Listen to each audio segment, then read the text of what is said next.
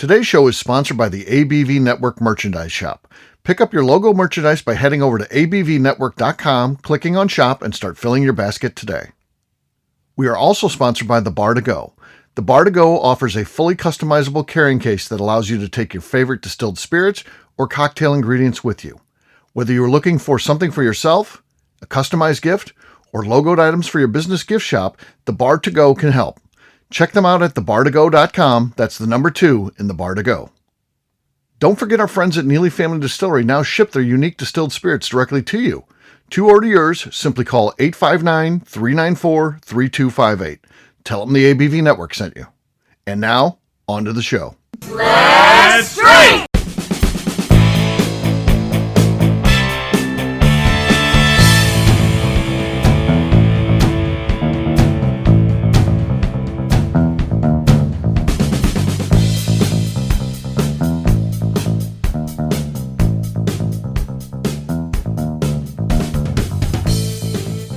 Welcome to the Bourbon Daily, a podcast about everything bourbon delivered to you every day of the week. Today on the show, we're going to complete a bracket challenge to determine the greatest weird assignment from the top-selling book, Bourbon Assignments.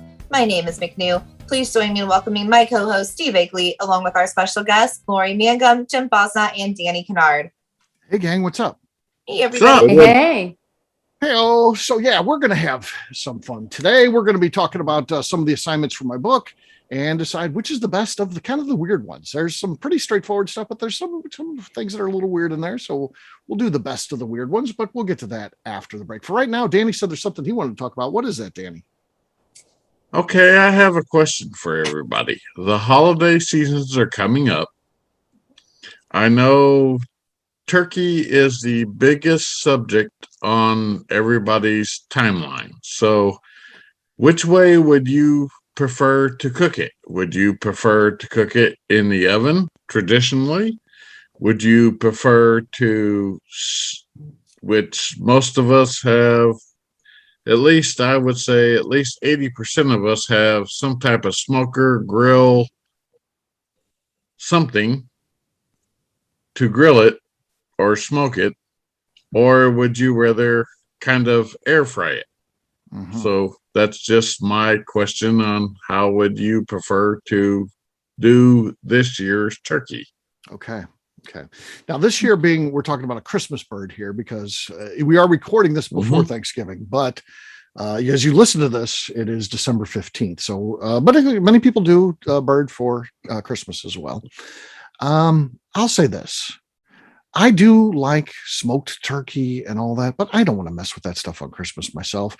I just like the traditional in the oven for that. And I'm not a huge turkey fan anyway.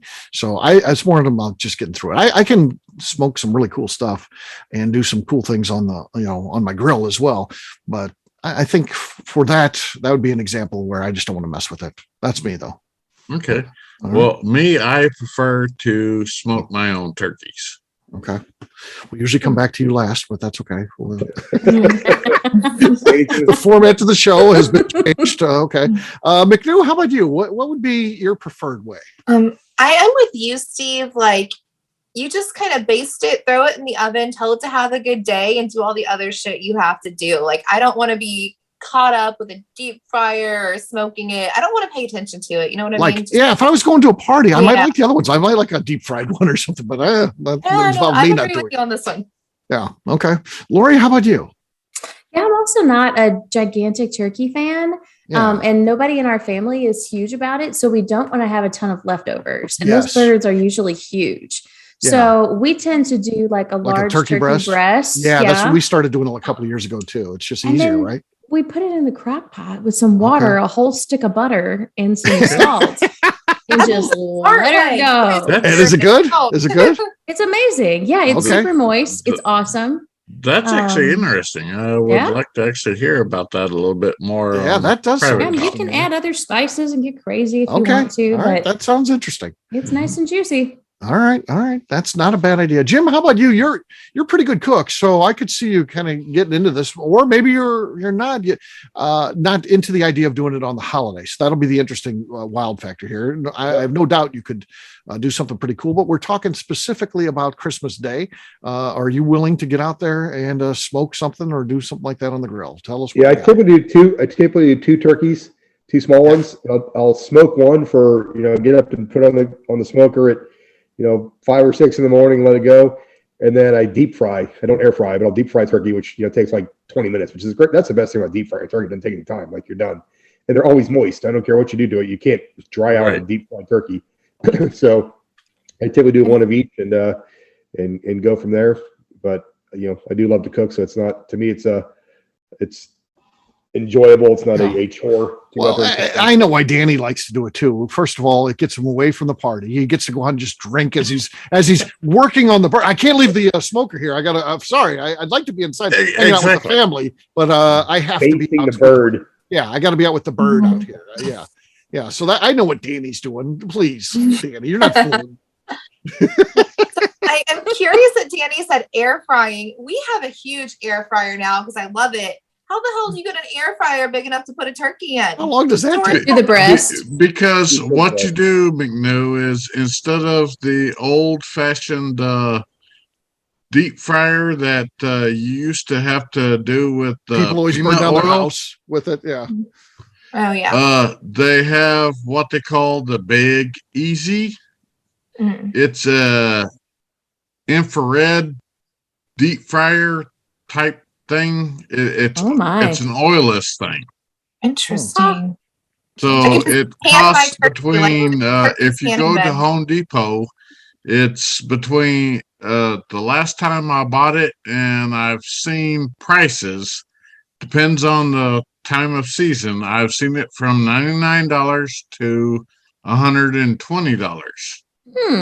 You said the last time you bought it. How many times did you buy it? He's bought it 8 times. Like, that seems like a once in a lifetime thing. Actually bought it twice because you broke it. The first time I spent $120 on it. Yeah. But then I caught one at the end of the season for $99. Why do you need 2 of them? Even if it's a good deal. Yeah. You sound like my wife when she's on chocolate. She doesn't want to talk about what she spent. She likes to talk about what. In case the other one breaks down. I use it once or twice a year, and in case it breaks down. Well, no, I don't use it just once or twice a year because I do also turn and put the pork butt in it for the Mexican pulled pork. That sounds good.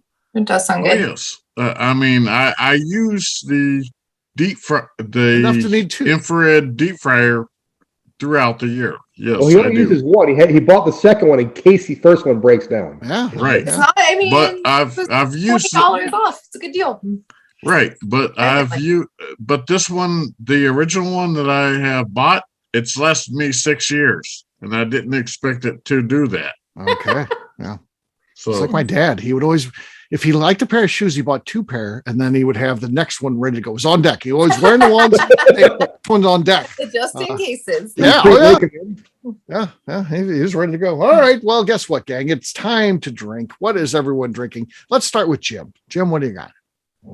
I'm actually going for a Eagle Rare single barrel pick. Oh, mine's just regular Eagle Rare. It's not a single barrel, but yeah. So you got. Oh wow! That's good. That was good. Real good. The door is slightly open because there was some slosh there at the end. Slightly open, but the pop itself was great. I'll go next because I also have Eagle Rare, and I'm not expecting anything out of this. My bottle is past. It's almost to the eagle's head. That's how low it is. So I'm not expecting a lot. Here we go. No, I literally got nothing out of it. So, all right, Lori, you're next. I feel like I should go get my Eagle Rare now and just be part of the club. I am going to open my little baby bottle of Peerless Straight Rye. That was actually surprisingly good. Very good. Not as good as Jim's, but it was actually very good, Lori, but not good enough. Not quite there. All right, Danny, you're next. Well, I'm going to finish up my little bottle of Neely's Corny Raisin Bread. Corny raisin bread. Okay. Yes. All right. No, not enough. It was Not audible. much. It was okay. McNew, you're last. All right, I have some redemption rye. Okay. Okay. No, bad form and everything. Very quick pull. Yeah, it was pathetic. You didn't have to be rude about it. Cheers, gang. Oh, cheers. Cheers. All right.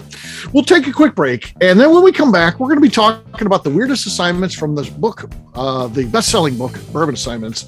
We'll do that in just a few.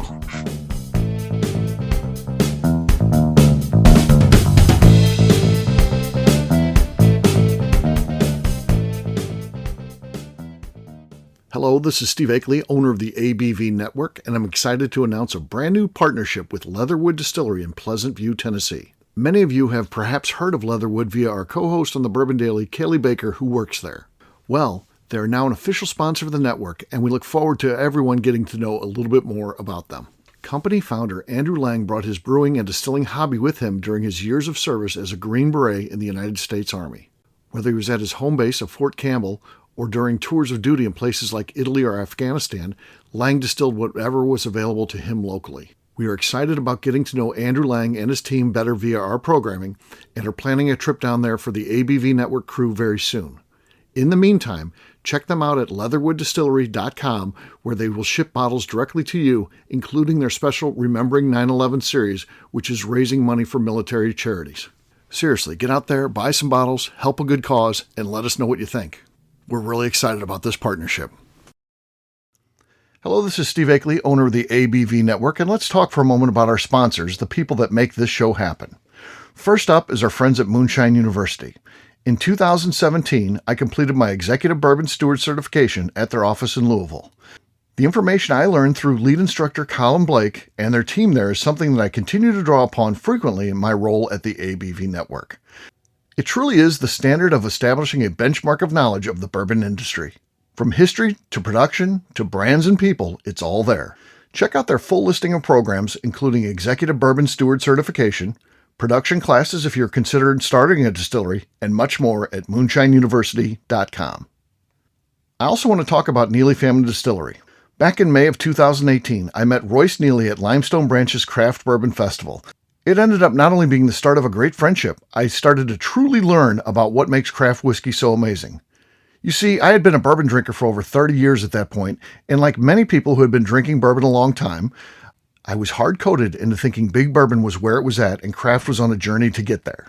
Spending time with Royce and learning the things he does to make his whiskey taste better started to really get me to appreciate how things like sweet mashing, open top fermentation, pot distillation, and the grains you are using not only makes your product taste better coming off the still, but also out of the barrel as well. I still love heritage brands and they make up a bulk of my collection. But when you find a craft distiller that is truly dedicated to the craft of distilling, you are drinking some of the best whiskey out there on the market today. That's exactly what's happening at Neely Family Distillery today. Check them out on the web at neelyfamilydistillery.com, or better yet, stop by and see them at their distillery in Sparta, Kentucky. And now, back to the show.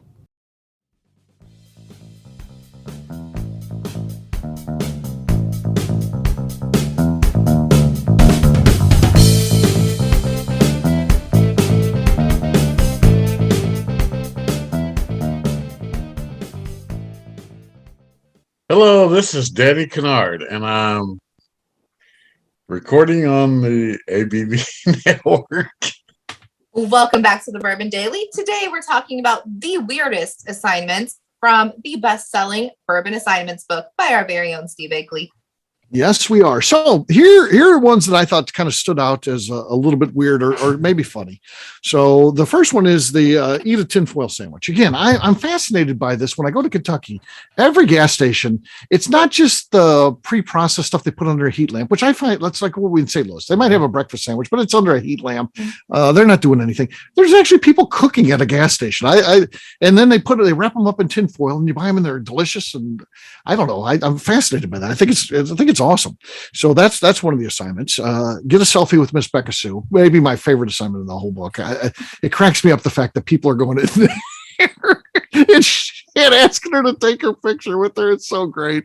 And she has to do it. It's in the book. So the other one is also from Neely. Have Papa acknowledge you, which is tough because he doesn't like talking to anybody. So, and he has good days and bad days. If there may be someone trying that.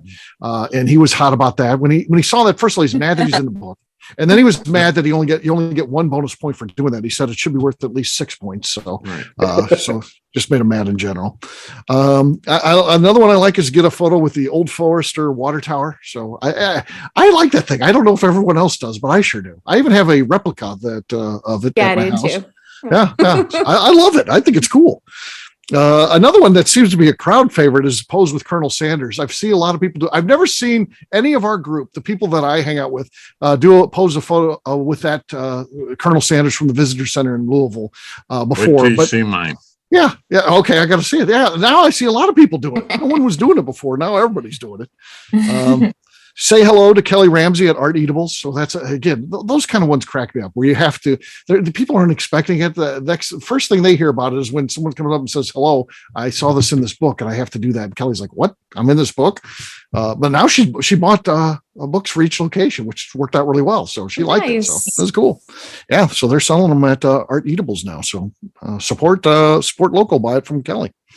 One I like too is get an Akeley pour at Bourbon's Bistro. I love the Wild Turkey 101 rye. And when I go there, it's affordable. It's good. It's a little bit different. Sometimes you can find it. Sometimes you can't here in St. Louis. So I like the fact going there and getting that. And then finally get invited to Bronner's office. I love the fact that I had the nerve to put that in the book and encourage people to work their way up into Bronner's office. So again, I didn't ask him if I could do that. I just did it. So and it's funny. He's complaining about the book. I got people coming here. I don't even know they want me to autograph your book.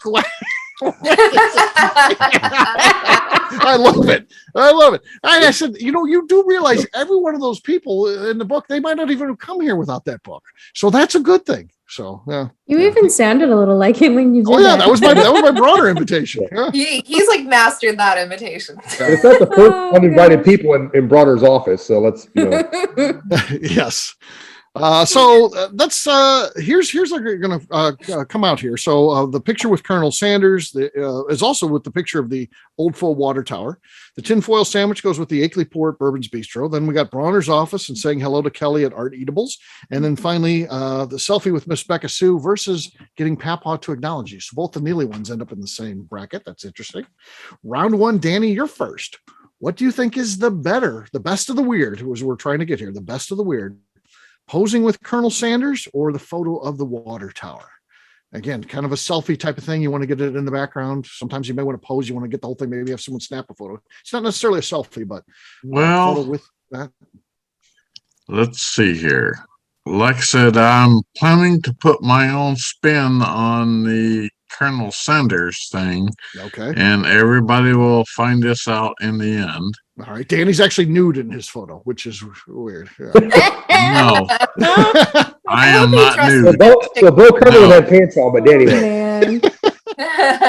And neither will be Freddie Mills. Neither one. Okay. But you haven't been drinking yet. I would say the water tower would be. You like that one better? The water tower? Yeah. Okay. Water tower goes up 1-0. Lori, what do you think? You said you're a fan of the water tower. You like the water tower better than Colonel Sanders? I'm going with the water tower. We can actually take that selfie from our new satellite Gilda's Club Kentuckiana location at the Republic Bank YMCA in West Louisville. So we're just kind of like, that's out nice. The back window. That's nice. I like it. All right, Jim, you're next. The water tower's up 2-0 over Colonel Sanders. What do you like better? I'm going to go with Colonel Sanders. I think you can try have more fun with that one there. It could be, can make it weird. Yeah. What do you think, McNew? Colonel Sanders or the water tower? Okay, so we're going weird. So the water tower makes sense because that is bourbon centric. Colonel Sanders gets weird because even though he's a Kentucky colonel, iconic to Louisville, iconic to all that, you could also be like, what the hell has he got to do with bourbon? So I'm going to say it's weird because he's a chicken guy, not a bourbon guy. So Okay, we're Colonel Sanders. I'll say too. I think that Colonel Sanders. I think that there's a lot of opportunity. It's weird to have like a full size model of Colonel Sanders, but there he is, and he's got a bucket of chicken. Even of course, he's got the bucket of chicken, and everyone is someone trying to steal the bucket of chicken, or at least a piece of chicken. So, and even I've done that. That was my original photo, was me trying to steal some chicken out of that bucket. So there you go. Colonel Sanders moves on. Round number 2. What's better, the tinfoil sandwich or ordering up the Akeley Pour at Bourbon's Bistro? Lori, you're first. I'm going to go with Bourbon's Bistro. Bourbon's Bistro goes up 1-0. Jim, what do you think? I'm going to go tinfoil sandwich. The tinfoil sandwich. I think that's an odder thing to do, is a tinfoil sandwich. A tinfoil sandwich. McNew, what do you think? The tinfoil sandwich or the Akeley Pour at Bourbon's Bistro? I'm going to agree with Jen. Tinfoil sandwich. The tinfoil sandwich. I like the tinfoil sandwich, and I do think that's so unusual. But going in and asking for the Akeley Pour, I like the fact that that's kind of a thing at Bourbon's Bistro now. So I'm going to go that. I mean, it's tied up. Danny, it's going to go to you for the tiebreaker. What do you think is the better one? The tinfoil sandwich or the Akeley Pour at Bourbon's Bistro? Actually, I like both of them because I like my wild turkey rye, and I also like the tinfoil sandwich that I accidentally stopped by. That's because a of funny me. story in itself. Yeah, there you go. But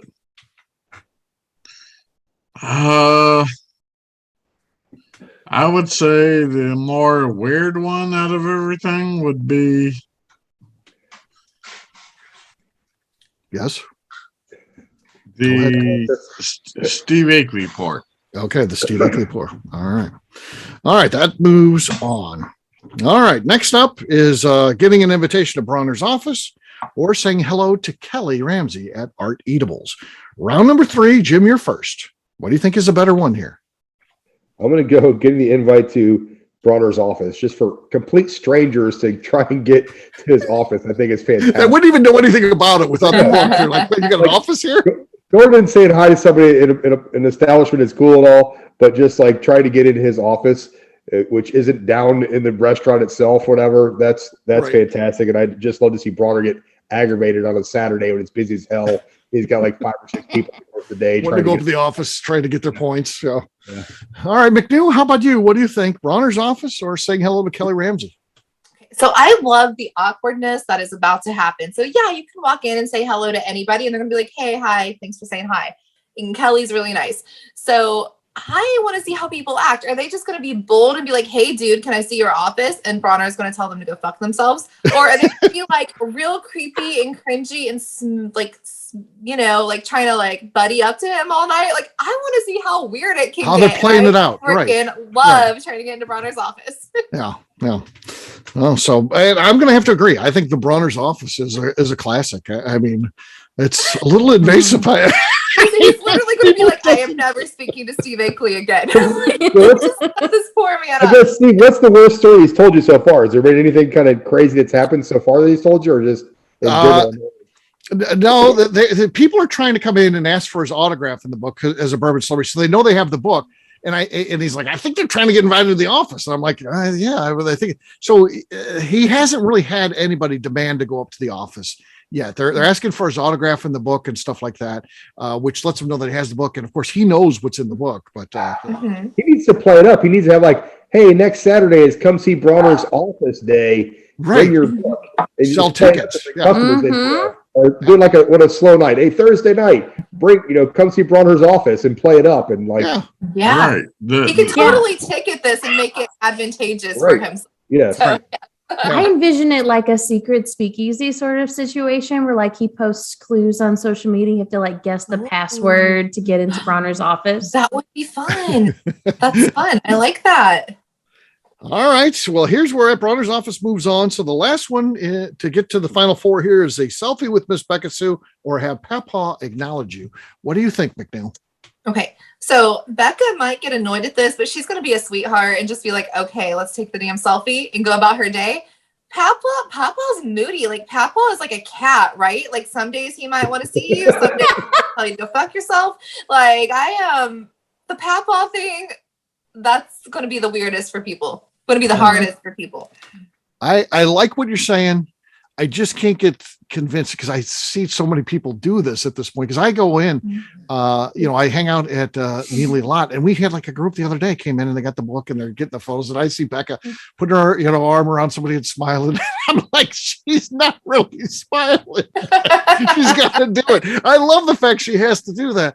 And then she got mad at me. She's like, I got to wear makeup here every day now. I can't ever have a day off because of this. So I love the fact that it's under her skin a little bit. So I'm going to go the selfie with Miss Becca Sue. Danny's next, though I don't see Danny. He's left the premises. Missing in action. Okay. We're tied up. Interesting. This is unprecedented on the Bourbondale. We never had it. Just leave in the middle of a show and never come back. So this is what happens when we do 5 in a row. Yeah. I mean, sometimes there's been technical issues. Even I've had those where I got kicked off, but this is not a technical issue. We could see Danny's, right there. Mm-hmm. Yeah, Misty, if you can hear this, do you want to come on? Yeah, we see the collection. I almost feel like that curio cabinet has like a mirror. We're gonna know when he walks back in. Does anybody know why it's called a curio cabinet? I don't. I'm asking. I think things like in the old world were called curios, like those little things people put in it. Like what if you put curiosities in there? Let's Google it. Derived from those words, kind of. Probably. It's nice looking. Well, it is. They're cute. Yeah. Okay. I guess we got to move on without Danny. We'll see how this plays out. We could end up in a tie, but we'll see. We are tied up right now, 1-1, round number 4. Next up is going to be Lori. What do you think? The selfie with Miss Becca Sue or have Papaw acknowledge you? Well, first, a curio cabinet is a specialized type of display case made predominantly of glass with metal or wood for presenting curiosities. Good job, McNew. Oh, good job, Steve. Yes. Let's see. I would definitely say Papaw because sometimes I've been at Neely and he's like in the room, but I don't ever see him move or blink or anything. And so I kind of just want to, it's almost like the changing of the guard at Arlington. Like I want to kind of, or, I don't know. I think what people might do to get his attention and how he might respond. I just want to video the attempts of that. Yeah. All right. So that means Papaw is up 2-1. Jim, you're next. I'm going to close this out with Papaw because especially if you know him, it's a little scary to try and approach him at times. Like he could definitely be a crabby, kind of pissed off man. I mean, hell, he almost shot you once, Steve. He did. That's a true story. Like, what? I was shot Fat Santa, I think is what he said. Yeah, he told Royce, and I saw you had a gun. And so I came out, I had my both hands up. So I just said, hell, but I didn't act like I was being arrested or anything like that. Wait. I just waved with both hands. I've never waved with both hands at somebody before. To clarify, Steven slept in the distillery and Papaw didn't know that. Papaw came in the morning to find Steve in the distillery. Right? Oh, yeah, that's true. So it was Royce. I told Royce, tell your grandfather, because his grandfather gets there early. I said, tell your grandfather that I'm here. He said he would, but then he forgot. So Papaw shows up in the morning and there's someone inside the distillery. Car's out front. He didn't know me at that time. Now he knows what my car is. But at that time, he didn't know my car. I saw him looking at the car first, and I saw him pull out a gun, and I see him walking in. And I'm like, whoa, wait a second here. It's me. I know your grandson. Then he when Royce talked to me, he said, I almost shot Santa Claus today. That's before he knew what. Now he calls me Eggly. So he would have said, I almost shot Eggly today, but back then he didn't. And it's a little more intimidating to ask him. To ask him for, an acknowledgement than, I think Becca Sue looks more approachable, though she's probably scarier in real life, but she looks more approachable in the distillery. Mm-hmm. All right, we'll keep rolling here. Next up, our final 4 looks like this: the posing with Colonel Sanders or the Steve Akeley pour, and then getting an invitation to Bronner's office or Papaw, getting him to acknowledge you. Round number 5. up first is me. The Colonel Sanders or the Steve Akeley pour. What do I think is better out of those two? They're both weird, of course. What is better? I think I'm going to go the Steve Akeley pour. I'm going to kind of vote for myself there. Danny, you're next. What do you think is better out of those two? Danny. Yeah, welcome back, Danny. Sorry, didn't mean to do that. Had something going on. When you got to poop, you got to poop. I mean, Steve Akeley pour or what's the other choice? The Colonel Sanders selfie. Or pose with Colonel Sanders, I guess. It's not necessarily selfie. Let's see here. Like I said, I've got a surprise for the Colonel Sanders pour, and it will be revealed later on, but trust me, it will be. The build-up, okay. It will be a surprise for the group, but anyway, I'm voting for the Steve Akeley pour. Steve Akeley pour goes up 2-0 over posing with Colonel Sanders. Lori, you're next. Really intrigued by what's going to be revealed. I know. With Danny and Colonel Sanders. Yeah. It better be good because I have a lot of build up for this. So I'm going to vote for it to keep it alive. Colonel Sanders. Okay. Jim, how about you? What do you think is better, the Colonel Sanders or the Steve Akeley pour? I just think it's weirder to do the Colonel Sanders pose there. Like, I think asking for your pours in a bar isn't cool. I don't know if it's weird, but you can do some weird poses with which apparently we're going to see one from Danny. I don't know if I went through or not, but yeah, I don't. When does this get released, Danny? I mean, you're sounding like is Colonel going to be doing the 9-ounce shot? Like, you pouring that in his throat? Because basically what has to happen is that these photos will have to happen when they're closed, taken yet? Yeah, they haven't been taken yet, but it's going to be. If anybody knows how to Photoshop, Danny's going to be nude. He wants a little cloud strategically placed. Yeah. Okay. So reach out to us if you're good with the drumsticks strategically placed. Well, I'm just saying. I'm just using an example of the Robinsons. They took a Photoshop with the Colonel there. And then Steve took his Photoshop of him trying to reach for a bucket of chicken. Right. Mine's going to be a little bit different. Okay. I'm just saying that. Okay. So we'll see. Should I warn the people at the visitor center? I think you need to. I think you need to. This is oh no. That's not sounding good. All right. Start raising bail money. Yes. Yeah, as a Louisville tourism ambassador, it may be my duty to call them. I don't. Where were we at here? Is it tied up 2-2? Yes. Okay, that's what I thought. So round 5, McNew, it goes to you for the tiebreaker. Colonel Sanders or the Steve Akeley pour? Which one do you like better? I'm going to go with Colonel Sanders. Colonel Sanders moves on. All right. Next up, get an invitation to Bronner's office or get Papa to acknowledge you. Round number 6. Danny, you're first.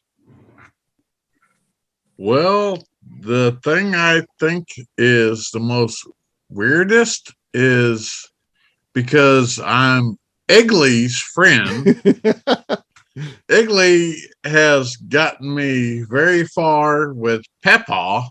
Right. So that was an easy point for me. Yes. So that one didn't matter much. Have I met Jason in person? No, I haven't. Is it very unlikely that I would be invited to his office? So I would have to say being invited to Jason's office. Yeah. Okay. So he votes for Bronner's office. Now, I will say this. I had Danny set up to go to Bronner's office and drink some pre-prohibition whiskey from 1918. Oh And my Danny God. did not show up. Danny didn't show up. I told Bronner he's going to be there, and No, Bronner's ready to take him up. Danny. Didn't show up, so I think he lost his invitation. But he For probably didn't want to try. shame, sir. He probably didn't want to try any pre-prohibition whiskey anyway. Oh, So I what did. got away but- that day, Danny? Did you stop by to see Colonel Sanders? What happened? Yeah, what did you end up doing, Danny? You didn't show up. I had some family issues, so I could Aw. not turn the show You up couldn't make that. He didn't make it. Weekend. He did not make Can't it. give him a hard time for that, Steve. Now I feel bad for giving you a hard time. Well, not that was not that trip, by the way. I'm talking about the other one where we were there. You were there in Kentucky, and you were Where? in Louisville that night. You were going to go to Bourbon's Bistro, and you asked me to get you on the reservation. I got you on there, and then you didn't show up. Yes, You that didn't show one up. wasn't. That's the trip I'm talking about, not the one with the Okay. family Oh, issues. all right. just That got one drunk. wasn't. Be honest. That one wasn't too clear because we showed up there at Neely's, and then Jim and his Heidi? wife turned around and asked us what we were doing that evening, and we wasn't for sure. And then we were trying to figure everything on out and everything else, and then nobody contacted us. So Yeah, I had Danny me set and up to drink Missy some just went out and ate Mexican, 1918 and it was what it 1918 was. whiskey. Yeah, well, Taco Bell over 1918. No, pre-prohibition whiskey. it wasn't Taco Bell, and trust me, I would have rather ate Taco Bell. I know what it wasn't. It wasn't Ugh. 1918 whiskey. Yeah, it was not 1918 whiskey. So there you go. Mm. All right. Mm-mm. All right. So Bronner's office, is that what you ordered for Danny? Bronner's office? Yep. All right. Mhm. Laura, you're next. Bronner's office or get Papaw to acknowledge you? Well, for the record, I live 7 minutes from Bronner's office. Okay. So if Danny doesn't show up again, just call me, Steve, and you I'll can be there. you can do that. Yes. Yeah. Yeah, just yeah. call me. I can't Uh, set him up again. He embarrassed me the last time. Bronner was ready to pour it for him and the whole Yeah. thing. Oh Yeah. gosh. Yeah. Well, I'm also going to vote for Shit Bronner's happens. office because that's on my bucket list now. All right, Bronner's office. Jim, what do you think? Bronner's office or get Papaw to acknowledge you? I got to close this out with Bronner's office because I love the thought of people walking in and trying to get Jason to take them upstairs. And I love the thought of when he does and opens the door, never know what's going to be up there. Right. Yeah, true. So we'll say this. He's been stoic. So if you think you're just going to get the invite, you really got to work it because he's Yeah. told me people are trying to work it by Mhm. showing the book and stuff like that. And it's not working. So yeah. Mm. The next book you need to you need to walk in and refer to him as a leprechaun and see how that goes. Oh yes. That'll end Gonna well. get for me. people punched in the face. Yeah. All right. So our final Well, two lists- does Jason know Freddie Mills? Oh yes.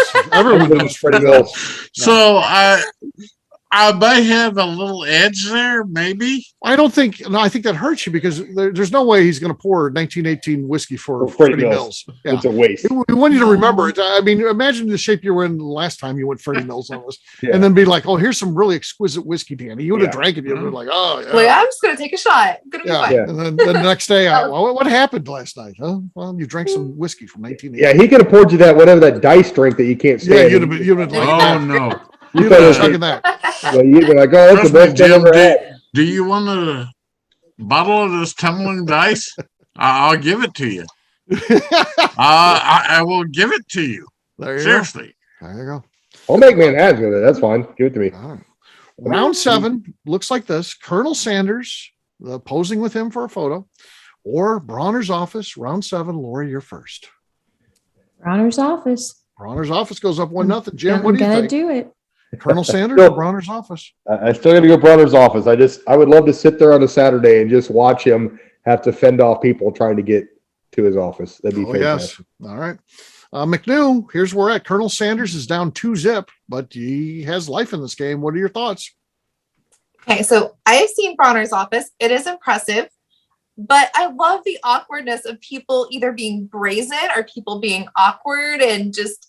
I love the predicament you cause, so I'm going to go with Bronner's office. That means Bronner's office is the show champion. We're coming for you, Jason. So, Steve, when does this show So bad. air? This show airs, let's see here, December 15th. So 10 days before Christmas.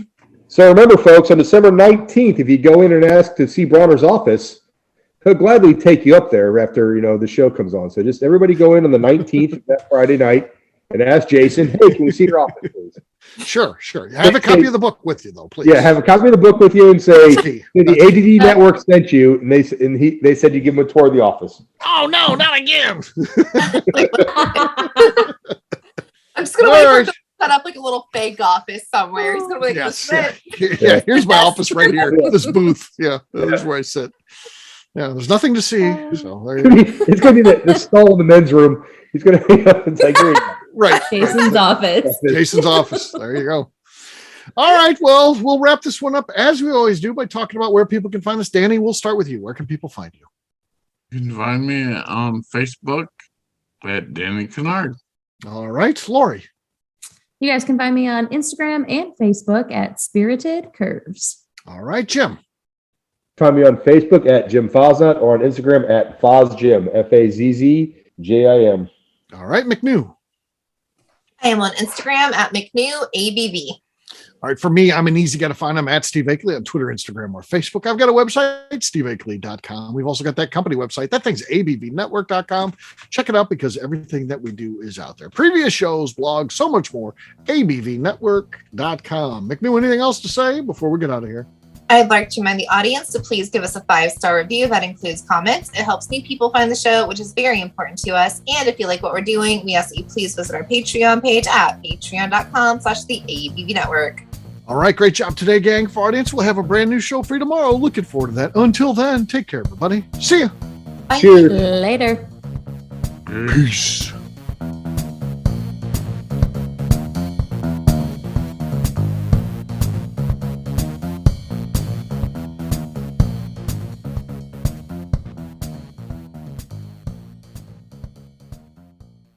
Before we finish the show, let's chat for a moment about Moonshine Still Pro. Moonshine Still Pro has a full line of products to help the home distiller. Whether you just want to experiment on a small scale on the stove in your kitchen or try your hand at a bigger setup in the backyard, Moonshine Still Pro can help. They have different still offerings as well as accessories and even grains from Goldstone Mill to help you make whiskey on par with what you get from your favorite distillery. They can even assist with a DIY still project by supplying some of the parts you can't make yourself. Check them out at moonshinestillpro.com.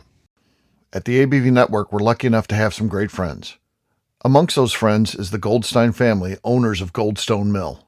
Goldstone Mill is a full-service mill offering a variety of heritage and heirloom grains. Their unique approach of working with mills around the country allows them to offer you affordable shipping opportunities to meet the unique needs of your distillery or brewery. They will consult with you to ensure the grains you are selecting meets the unique flavor profiles you are looking for. If you are a home brewer or distiller and you're looking for the grains that your local distillery or brewery uses, Goldstone Mill is the place to look.